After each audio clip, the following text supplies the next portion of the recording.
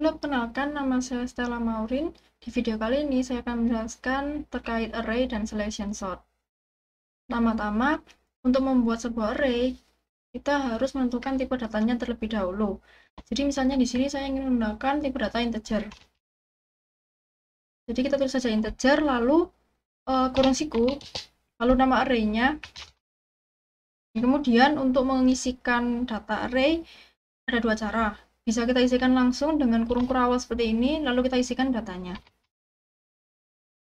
Seperti ini. Lalu bisa juga kita membuat array baru, lalu kita menggunakan new integer dan kita masukkan ukurannya, karena array ini bersifat statik. Di sini misalnya saya ingin memasukkan 3 data, jadi ukuran array-nya adalah 3. Untuk menginputkan datanya, kita bisa inputkan satu-satu lewat indeks, jadi seperti ini. Array kedua, indeks ke 0, isinya 1. Lalu array 2, indeks ke 1, isinya 2. Dan array yang kedua, indeks kedua sama dengan 5. Baik, itu adalah penjelasan singkat tentang array.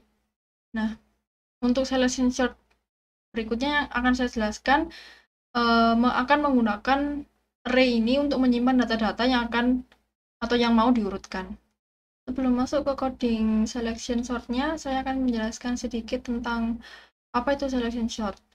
Selection sort adalah salah satu konsep pengurutan dengan membandingkan satu-satu elemen data. Jadi jika data yang dipilih itu paling rendah, maka dia akan ditukar dengan elemen data yang ke i. Jadi langsung saja kita buat di sini fungsi yang namanya sort. Dia akan meminta masukkan array.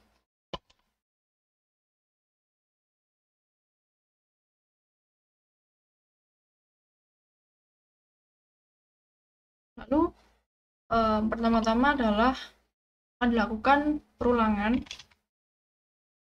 Di sini perulangan ini adalah untuk membandingkan atau mengambil elemen yang nantinya akan dibandingkan ke elemen berikutnya. Jadi setiap dia di sini akan mendeteksi setiap data yang ada pada array yang diinputkan. Jadi di sini langsung saja i sama dengan 0 sampai i kurang dari panjang array dikurangi 1. Lalu di setiap perulangan ini saya ingin menyimpan indeks dari yang ke i ini untuk saya bandingkan nanti di perulangan kedua. Maka di sini saya akan membuat variabel baru yang namanya indeks. Dia akan menyimpan i. Selanjutnya untuk perulangan keduanya, ini adalah perulangan untuk data yang nantinya akan dibandingkan di perulangan pertama. Jadi dia akan membandingkan data-data setelah data yang ada di perulangan pertama atau data dari array indeks ke i. Jadi di sini j sama dengan i plus 1 sampai j kurang dari panjang array. Jadi di sini akan dilakukan perbandingan jika array indeks yang ke j itu lebih kecil daripada array indeks ke indeks, maka dilakukan adalah indeks tadi ditimpa dengan j. Jadi tujuan dari perulangan yang kedua ini adalah untuk mengambil data yang paling rendah yang nantinya akan dilakukan swapping. Untuk swappingnya akan dilakukan setelah perulangan ini, berarti di sini. Di sini saya akan membuat variabel baru namanya temporary, di mana temporary ini akan berisi data yang paling rendah.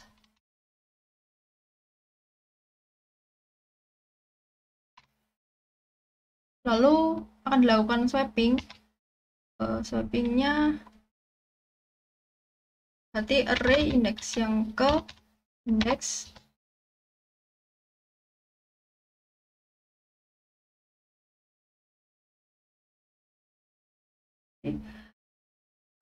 array indeks yang ke i. Jadi ini maksudnya adalah untuk tempat dari data yang paling terkecil tadi, karena sudah disimpan di dalam temporary, maka di sini saya akan menimpa dia dengan data dari array index yang ke i.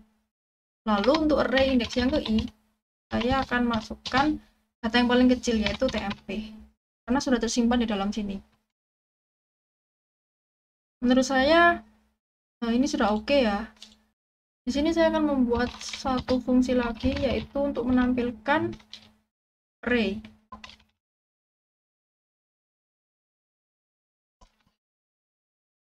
Untuk menampilkan data-data yang ada di dalam sebuah array, tidak bisa langsung menggunakan sort atau langsung di print gitu menggunakan sistem outprint, karena dia akan membaca atau hanya menampilkan alamatnya. Jadi untuk mengambil data yang ada di dalam array, kita harus menggunakan fitur yang ada dalam array, yaitu index. Jadi di sini akan menggunakan for, ulangan for untuk i sama dengan 0 sampai i kurang dari panjang array. Lalu langsung saja di sort untuk array tiap indeks array atau tiap array indeks ke i. Maaf. Jadi seperti ini.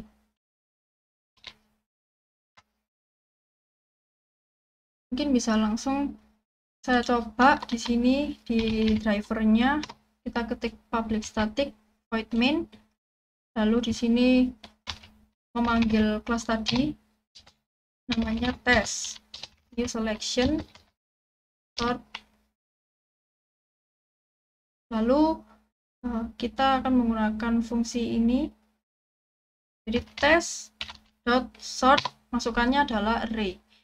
Ini saya akan membuat array-nya terlebih dahulu.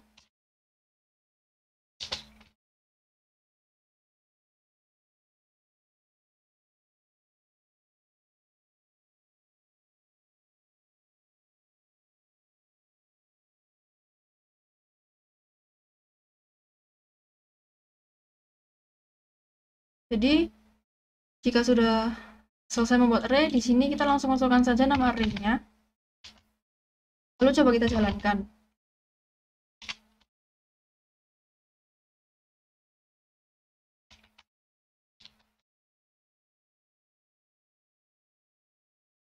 Baik, ini adalah keluarannya. Jadi untuk urutannya yang benar adalah 45 yang paling kecil sudah benar, lalu 52, lalu 55, 635, dan yang paling besar adalah 895. Jika saya coba ubah datanya,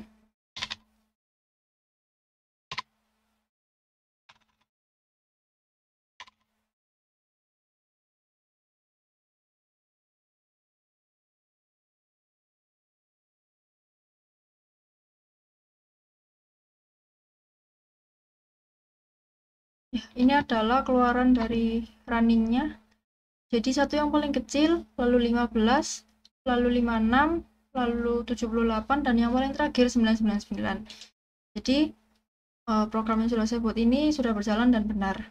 Sekian dari video saya tentang array dan selection sort. Terima kasih.